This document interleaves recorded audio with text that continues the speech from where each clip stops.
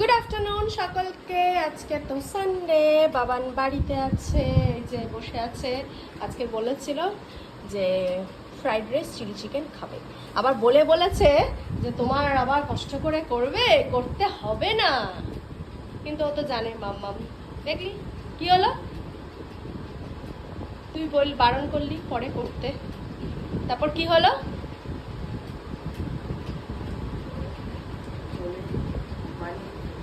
আমি তো বানিয়েই ফেললাম, আর কি করব, ছেলে খেতে ভালোবাসে।